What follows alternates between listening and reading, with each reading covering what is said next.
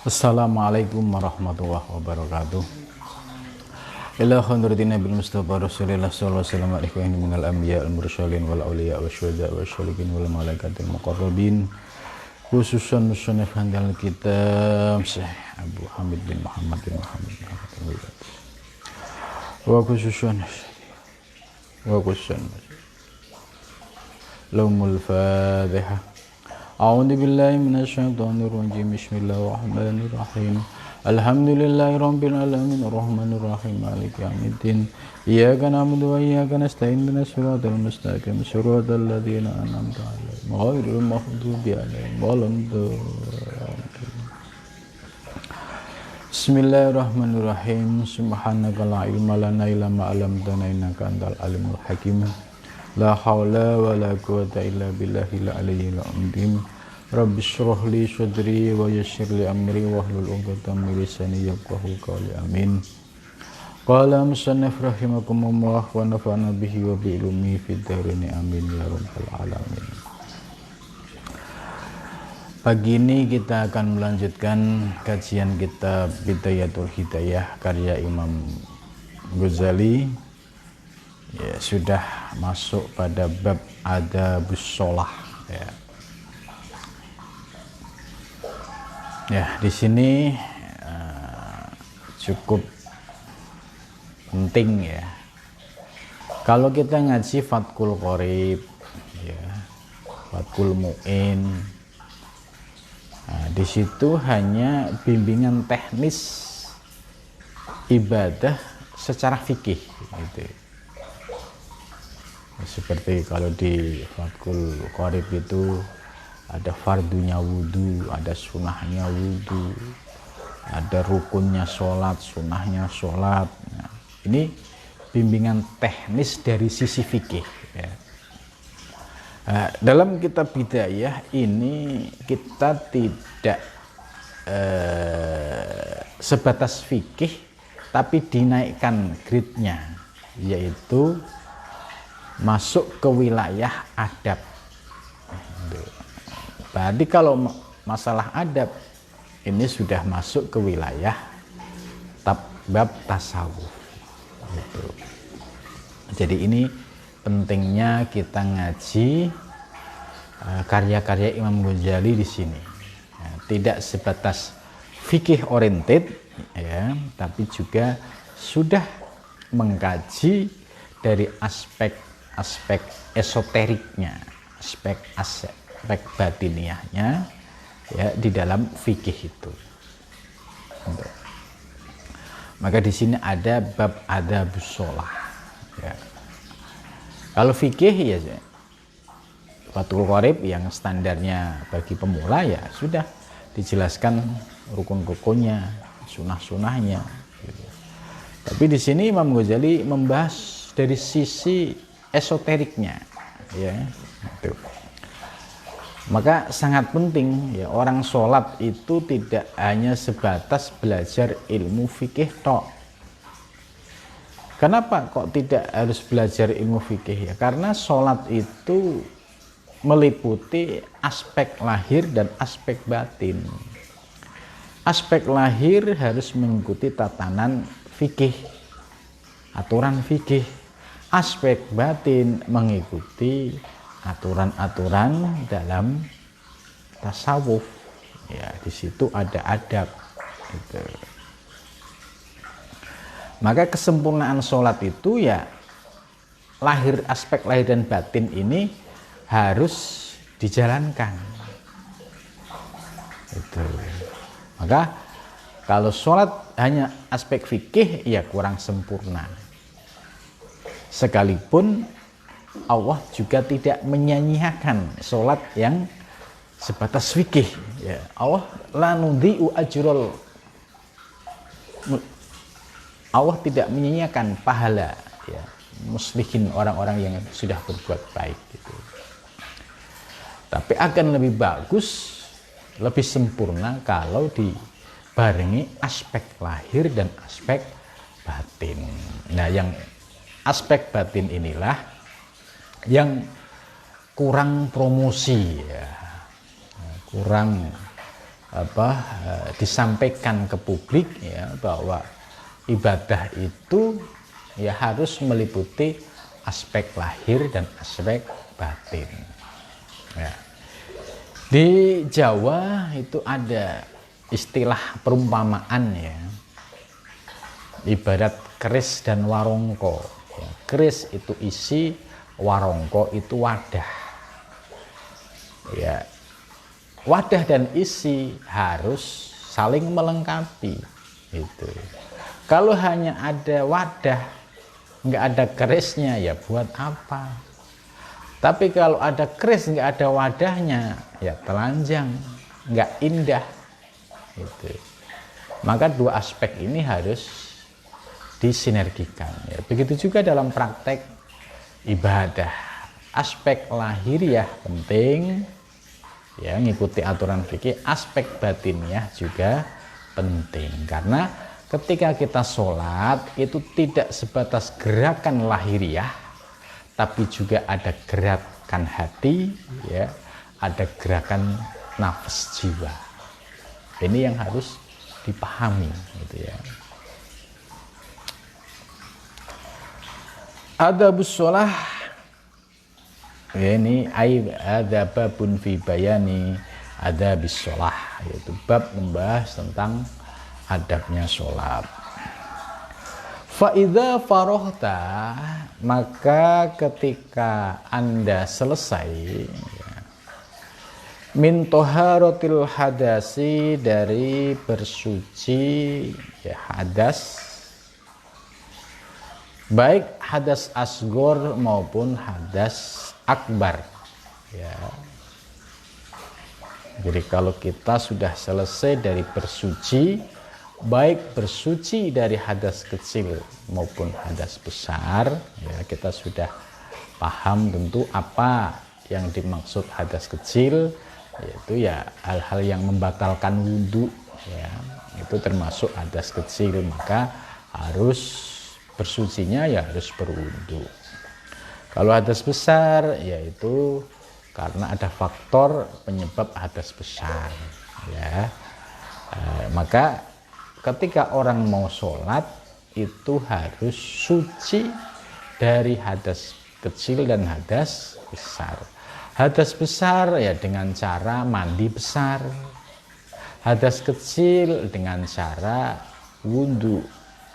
Ya, ini sudah aturan agama ya.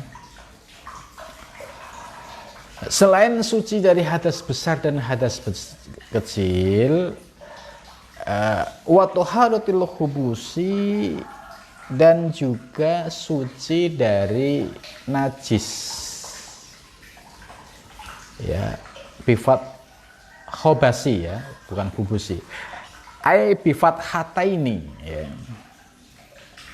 yaitu artinya najis ya. Najis itu seperti ya kotoran ayam ya, atau kencing, itu termasuk juga barang-barang yang najis. Alladzi la yu'fa anhu, yang tidak dimaafkan. Itu. Ada yang dimaafkan ya, seperti nyamuk yang dia habis makan darah terus diceplek ya, keluar, itu termasuk makfu, dimakfukan ya. Fil badani, di dalam badan ya. Nah, di sini Syekh Nawawi dalam syarahnya menjelaskan hatta dakhilil fami, ya, sampai harus bersih ya ke dalam mulutnya, berarti harus sikat gigi gitu ya. Jadi mau sholat itu diusahakan sikat gigi, ini sama dengan siwak nilainya. Siwak dan sikat gigi ya sama, hanya kalau siwak itu pakai kayu siwak, kalau sikat gigi itu sudah pakai alat modern, tapi intinya sama, yaitu membersihkan sisa-sisa makanan di sela gigi. Fungsinya, tujuannya itu, dan lebih sempurna ya gosok gigi karena bisa sampai belakang. Tapi kalau siwak itu hanya depan, kiri kanan saja gitu.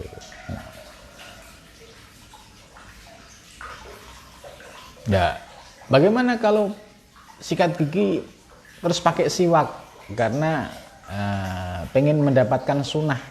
Ya nggak apa-apa, bagus saja. Habis gosok gigi, terus biasanya kalau umroh haji ya siwak, ya nggak apa-apa, seperti modelnya kan kecil segini ya, seretnya. Itu tidak apa-apa, ini lebih sempurna. Lah, yang jadi masalah, karena tujuannya siwak itu membersihkan dari kotoran. Yang jadi masalah itu ya praktek di kampung-kampung zaman dulu, nggak tahu zaman sekarang. Saya sering melihat siwak itu diikat di tasbih, ya, diikat di tasbih. Jadi setiap mau sholat ya diambil langsung seret. Nah, coba kita bisa bayangkan kalau setiap mau sholat 5 waktu kita selalu siwakan, dan sebelum siwakan belum gosok gigi. Bisa dibayangkan baunya kayu siwak ini. Nah, ini justru kontradiktif dengan anjuran Nabi, karena tujuan Nabi itu bersih lahir batin.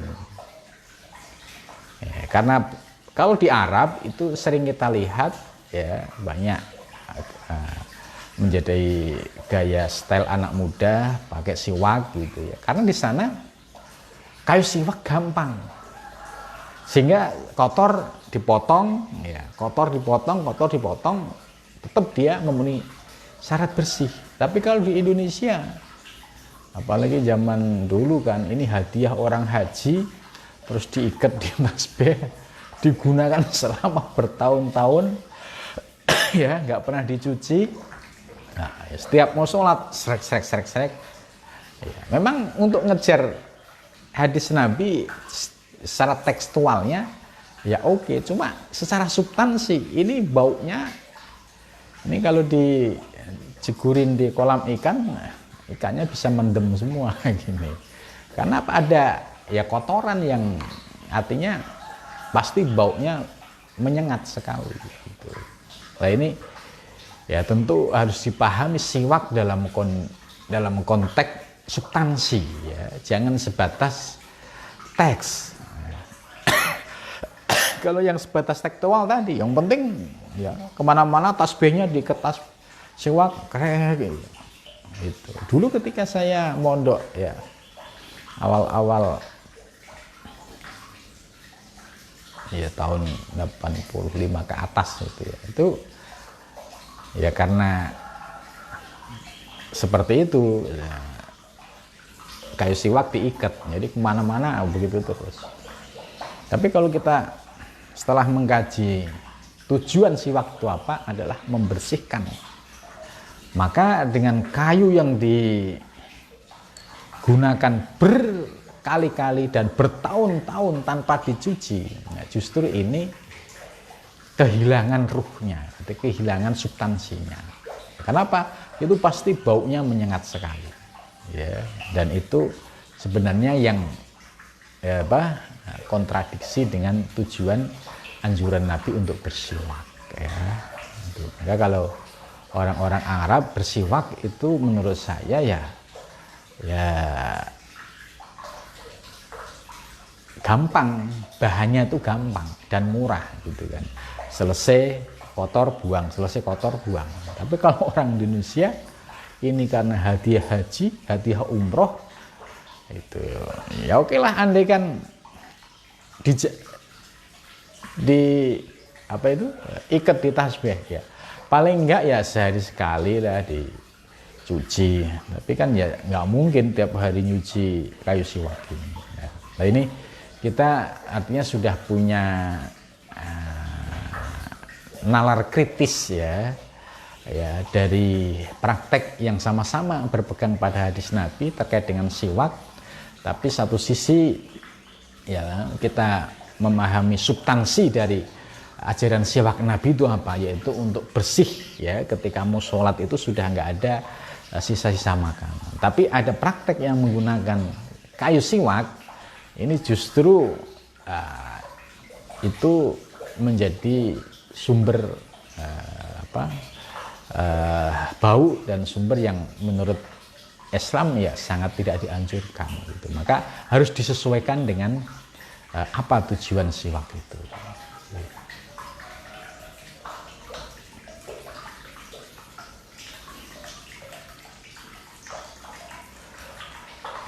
Fil badani ya harus semua yang nempel di badan itu harus ya suci dari najis. Wasyabi dan pakaian. Ya, pakaiannya juga harus suci.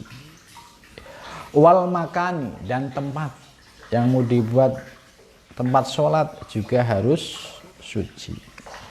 Wa min satril aurati dan dari menutup aurat. Ya, minas surroti dari pusar ila rukbati sampai ya dengkul lutut ya. Kama yali rijal khurun kan abdan. Nah, ini aturan ini ya ini aturan fikih ya yang sudah dijelaskan di awal tadi bahwa Imam Ghazali ini bukan berarti melepaskan fikih, tidak. Tetap berpegang pada fikih tapi disempurnakan dengan adab. Fastaqbal maka menghadap al-qiblata qiblah ai bisodrika ya, menghadap dengan dadamu al-qiblata qiblah ai ainuha yaitu ain ya esensinya ya, mutlakon secara mutlak.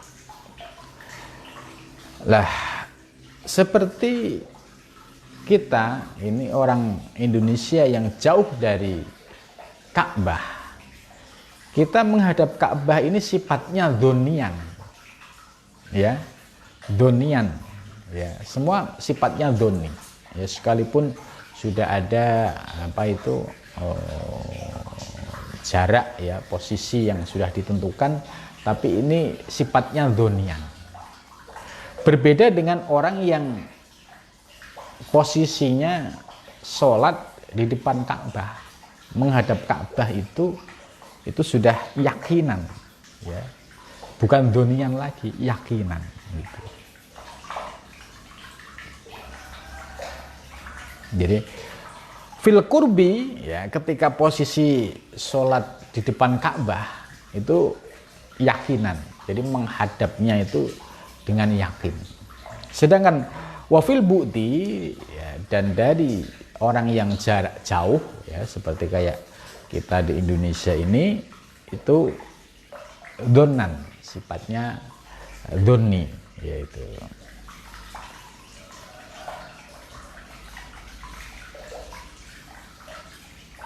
Ya.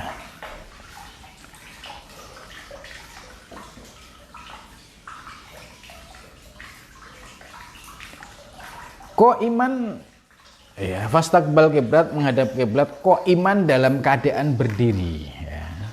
Ini bagi yang mampu, bagi yang kuasa. Mujawazan ya. Baina qodamaika. Itu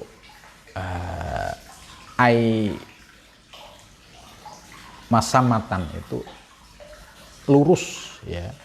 Antara dua telapak kakimu. Jadi dua telapak kaki ini ya posisinya harus seimbang ya, jangan yang satu di depan satu di belakang gitu. Karena di sini ada hadis Nabi ya yang melarang ya. Bihaisula tadummuha, sekiranya tidak boleh untuk mengumpulkannya. Jadi posisi sholat itu kakinya dikumpulin jadi satu mepet. Ya. Ini tidak diperkenankan. Kalau Imam Ghazali, ya posisi kaki kanan kaki kiri itu seimbang, ya sama, tidak satu agak ke depan satu belakang, apalagi hanya berdiri pakai kaki satu, ya, satu diangkat, ya, atau kakinya jadi satu. Gitu. Ini bihaisu la tadummuha, sekiranya tidak mengumpulkannya. Sebab Rasulullah SAW itu melarang dua kondisi orang yang sedang sholat, yaitu nah Rasulullah anis sufni was softi ya fis sholah fasabdu wa iktirunul qadamain. Softu itu membarengkan dua telapak tangan ma'an bareng, jadi mepet-pet gitu. Sedangkan wasofnu itu raf'ul ihdal rijlain, mengangkat salah satu kedua kakinya. Ini nggak boleh. Nah, bagaimana dengan gaya model orang sholat yang kakinya agak longgar mekangkang gitu ya, agak longgar. Ya, ini juga tidak diperkenankan ya. Jadi posisinya adalah posisi yang sedang lah, ya sebagaimana yang kita sholat dalam kondisi normal gitu ya. Tidak terlalu kakinya itu dilebarin-lebarin, khawatir nanti ada setan yang masuk di sela-sela. Nah, kalau terlalu lebar ya tidak nyaman juga untuk kestabilan dalam saat berdiri. Sebab berdiri ini perlu ya kestabilan fisik. Maka yang normal saja menurut saya itu normal saja. Ya, kalau terlalu kakinya melebar itu pasti kalau diginiin sedikit mudah jatuh. Begitu juga yang terlalu merapat, ketika diginiin sedikit juga. Tapi kalau yang sedang itu punya keseimbangan gitu. Jadi ya, jangan berlebihan lah, apalagi sampai atas dasar tadi khawatir nanti setan itu masuk. Lah ini justru dengan kakinya merenggang yang terlalu lebar, ya, setan malah lewat tengah-tengah gitu kan. Gitu. Ya, jadi yang normal-normal sajalah gitu. Ya kita lihat Imam Masjidil Haram kalau ada sholat di Masjidil Haram disorot kamera kan juga berdirinya normal. Kalau kita mengikuti madhab Syafi'i juga aturannya juga yang normal-normal saja, jadi nggak berlebihan ya, kakinya harus mekangkang itu enggak gitu.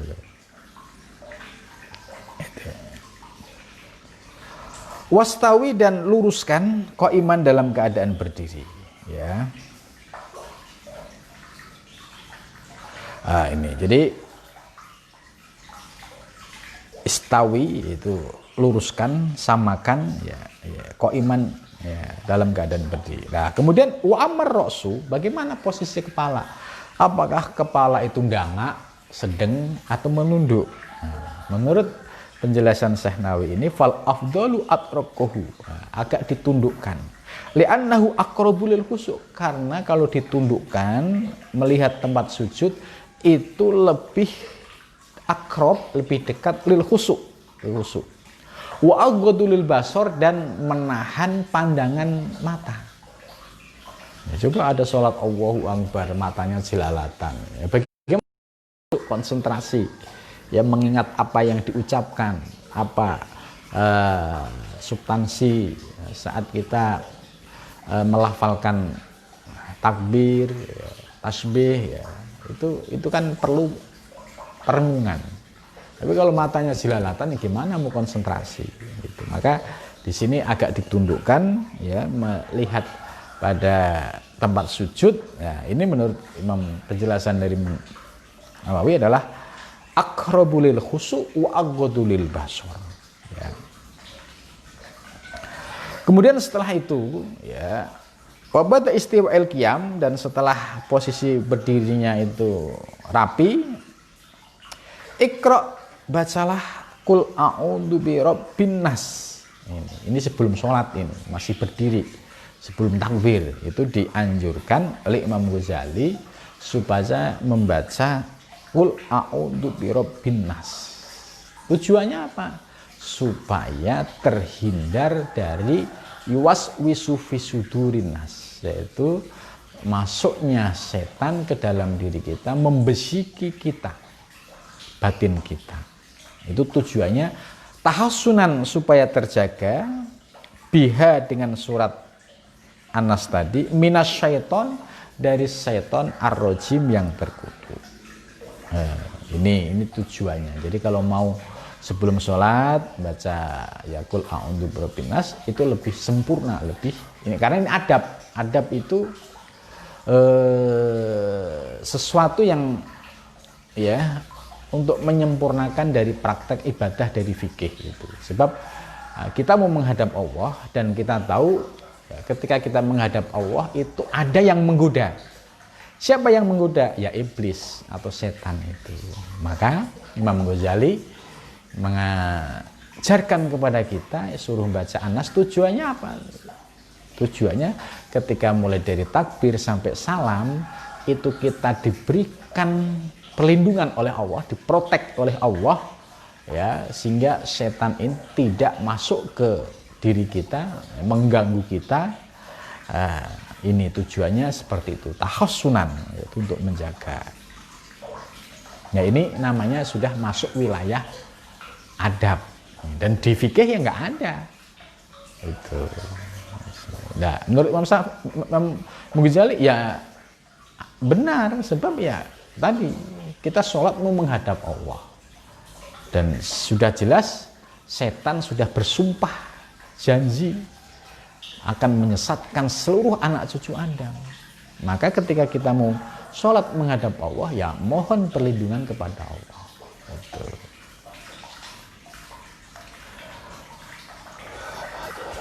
Wa akhdur, dan hadirkan qalbaka, di dalam hatimu, ma anta fihi, ma sesuatu, anta bermula engkau, fihi di dalamnya. Itu.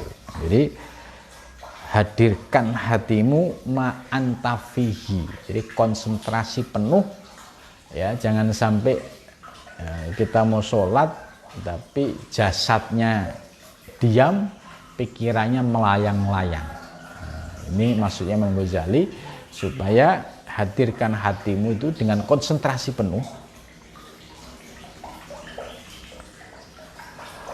Wafarrihu, dan kosongkan hatimu, ayil hunya ke qalbi, minal waswasi, dari waswas. Waswas itu ya bisikan-bisikan yang keluar masuk ya, yang sering masuk ke pikiran kita ya, tiba-tiba ya, biasanya itu mau sholat itu nggak ada pikiran macam, giliran mau sholat itu masalah semua datang semua, gitu, muncul semua. Lah ini sering dihadapi oleh kita, karena itu Imam Ghazali menganjurkan usahakan kosongkan hati, pikiranmu juga dikosongkan dari ya kemelut masalah, kemelut urusan duniawi ya, heningkan, kosongkan sejenak saja. Itu.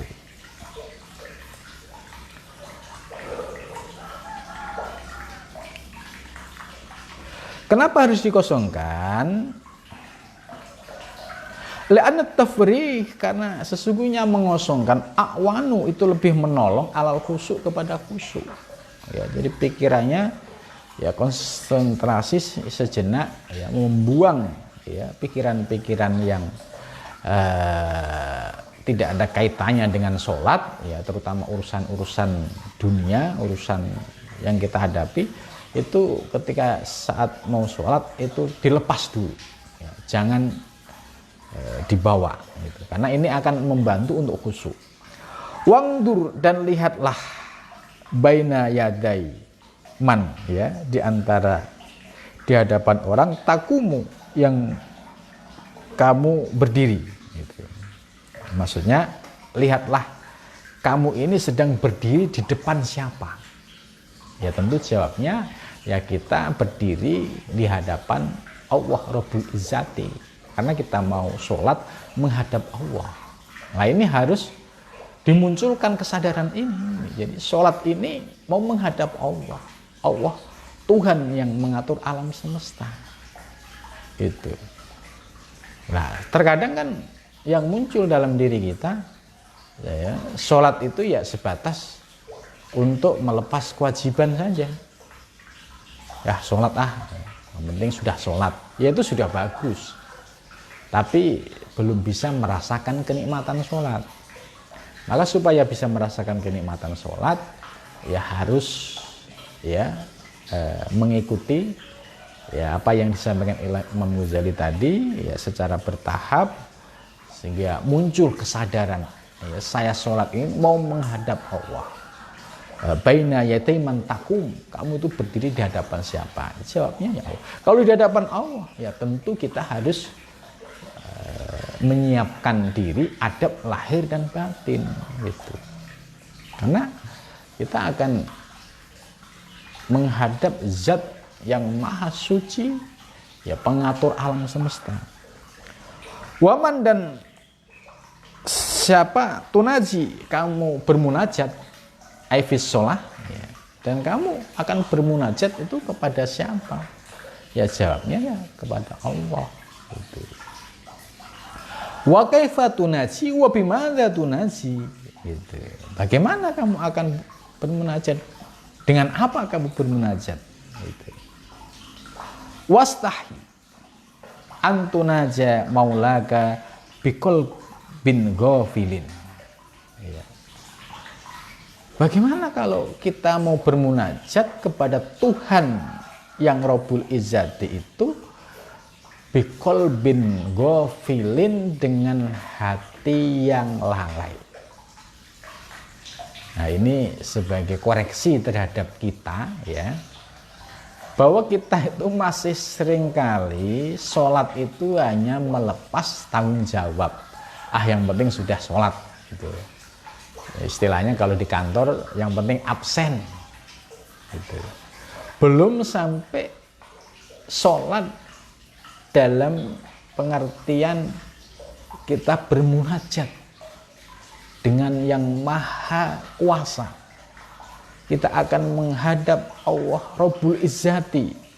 Bagaimana mungkin kalau kita menghadap Allah Rabbul Izzati tapi hati kita dalam keadaan lalai. Itu dari takbir sampai salam, seringkali kita ini tidak lupa, ya, tidak ingat Allah sama sekali gitu. Karena prinsip kita fikih, yang penting sudah takbir sampai salam memenuhi syarat fikih, ya sudah. Nah ini repotnya kalau ibadah kita, ya, pegangannya hanya fikih, ya begini. Jadi nggak mikirin khusyuk, nggak mikirin kita menghadap siapa, lalai. Nah ini pentingnya ngaji Bidayah ini begini. Kita ngoreksi diri kita, bukan ngoreksi orang lain ya. Gitu. Oh iya ya, ternyata kualitas kita sholat selama bertahun-tahun ini ya, hanya sekedar kayak orang absensi di kantor gitu. Ya, pokoknya yang penting absen, takbir, Allahu Akbar, Allahu Akbar, Allahu Akbar, salam, salam, salam, selesai. Padahal Imam Ghazali mengingatkan di awal tadi,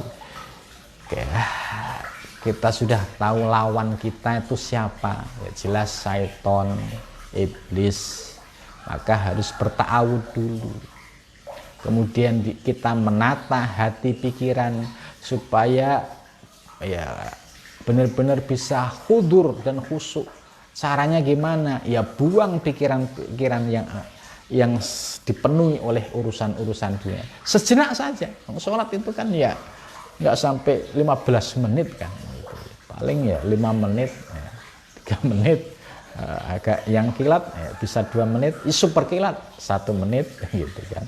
Itu Imam Ghazali mengajarkan kosongkan dulu pikiran dan hati dari segala ya, macam ya, soal dunia, sebab kita mau menghadap Allah. Maka tadi Imam Ghazali menyatakan, bagaimana mungkin kita akan menghadap Allah tapi hati kita dalam keadaan lalai, ya. Wasudurun mashunun biwasawis dunia. Nah, di dada kita mashunun itu dipenuhi dengan was-was soal dunia. Was-was itu ya bisikan-bisikan dunia. Apalagi yang kerja di kantor, yang belum selesai, ya, macam-macam, semua masuk semua gitu. Tapi dilalahnya ini, kalau sholat semua masalah itu muncul semua gitu. Nah itulah hebatnya setan itu di situ. Ya. Masalah-masalah yang tidak kita ingat ketika sholat itu muncul semua. Kenapa? Ya karena ada setan di sini yang menggerakkan dengan iwas wisudurin nas. Maka di sini ya harus kita pahami, jangan sampai dada kita ini dipenuhi oleh biwa sawisid dunia, yaitu dengan bisikan-bisikan dunia. Ya. Bahkan ini Imam Ghazali, ya Imam Ghazali ini jangankan kita berpikir soal dunia, ya berpikir soal dunia, nah, termasuk berpikir soal akhirat seperti surga dan neraka, ini pun nggak boleh menurut Imam Ghazali. Nah, ini harus dipahami secara utuh nih ya. Jadi ketika kita mau sholat, ini menurut Imam Ghazali, ya pikiran kita harus dibersihkan, dada kita, hati kita harus dibersihkan. Lah seringkali kalau kita tidak punya kontrol tadi, asal takbir salam, ya sholatnya hanya menggunakan ilmu fikih, yaitu pasti akan masuk semua dan khusyuk sulit untuk tercapai. Maka Imam Ghazali menjelaskan, ya termasuk apa yang sedang kita alami, terutama masalah, itu harus dilepaskan dulu untuk sejenak saja. Itu. Jadi berpikir soal dunia ini Imam Ghazali ya meminta supaya dilepaskan dulu, disingkirkan dulu. Ya. Urusan tidak hanya urusan dunia, termasuk berpikir tentang urusan akhirat seperti surga dan neraka. Misalkan contoh ketika dalam sholatnya sudah menghayal, waduh kalau saya sholat istiqomah rajin, ya, kemudian janji Allah kan dapat surga, wah, terus lumayan dong, wah, terus menghayal soal surga, wah ntar kalau di surga enak dong, saya mau minta ini minta ini. Jadi di dalam sholat menghayal urusan akhirat seperti menghayal surga itu pun nggak diperbolehkan oleh, apalagi soal neraka gitu misalkan. Ya, ingat dengan dosa-dosanya, kemudian muncul ketakutan, terus akhirnya sholatnya nggak ada khusyuk kepada Allah, nggak ada khusyuk kepada Allah, tapi takut kepada ciptaan Allah, yaitu neraka. Kan neraka ciptaan Allah, surga ciptaan Allah. Jadi takutnya antara pencipta dengan yang diciptakan itu lebih takut dengan yang diciptakan. Lah ini yang nggak boleh menurut Imam Ghazali. Jadi kosongkan dulu pikiran, hati dan jiwa semata-mata untuk Allah, ya. Nah, termasuk pikiran soal surga dan neraka, ya kan terkadang ada orang beribadah motivasinya supaya masuk surga, supaya jauh dari neraka. Nah ini menurut Imam Ghazali itu dibuang dulu pikiran-pikiran seperti itu, karena kita sedang berhadapan dengan Tuhan semesta alam. Gitu. Fahadha makruhun, ya, ini menurut Imam Ghazali ini makruh. Gitu. Ya, apalagi mikirin yang lain, gitu kan? Mikir soal surga dan neraka aja di dalam sholat itu makruh. Itu makruhun aidon alama afadahu ar-Romli, ini sebagaimana dijelaskan oleh Imam Romli, ya. Wa khaba'is syahwat, dan juga harus dibersihkan dari segala khaba'is syahwat, yaitu syahwat-syahwat yang tercela. Ya, nah, ini juga harus dibersihkan dari batiniah kita. Khaba'is syahwat itu ya adanya tidak nampak secara fisik, tapi itu adanya ya kita sendiri yang merasakan. Hoba syahwat contoh ya, seperti kayak riya. Ya, riya itu pamer. Walaupun dia sudah sholat secara didasari dengan ilmu fikih, sudah takbir, tapi setan itu pasti datang menggoda, menggoyahkan niat kita. Atau setan ngiming-ngimingin, deh kamu sholat jamaah deh kan, kalau kamu sholat jamaah itu di situ ada atasanmu misalkan. Wah, akhirnya baru semangat. Oh iya, ada atasanku ikut jamaah ya. Nah, akhirnya jalan. Nah, ini dia berjalan menuju masjid ingin jamaah itu bukan karena Allah, tapi karena atasan. Ini masih syirik. Gitu. Nah, bagaimana kalau sholatnya itu masih dipenuhi dengan riya? Riya itu ya hanya sekedar pamer, ya pengen dilihat orang. Setelah riya muncul khobais berikutnya, ujub, wah merasa hebat, merasa ahli ibadah, gitu. Padahal setan iblis ini masih gendolin. Setelah riya ujub muncul berikutnya takabur, sombong, merendahkan yang nggak sholat, mencibir yang nggak sholat. Nah, sebenarnya dia udah bagus, cuma ditarik lagi oleh setan, akhirnya runtuh semua nilai amal ibadahnya. Nah, ini Imam Ghazali mengajarkan kita supaya amal kita itu memiliki kualitas, ya memiliki kualitas bukan kuantitas. Jadi kualitasnya itu benar-benar diterima oleh Allah.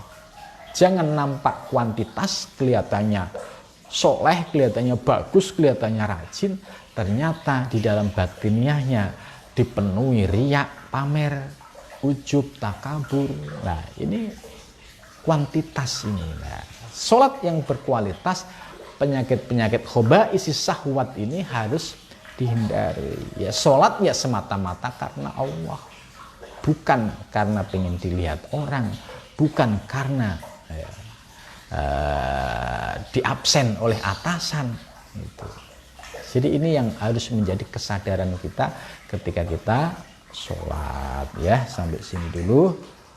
Wa'lam, kita akan lanjutkan minggu yang akan datang. Mudah-mudahan dengan ngaji kitab Bidayatul Hidayah ini membuka kesadaran kita lahir dan batin ya dalam beribadah kepada Allah Subhanahu wa taala.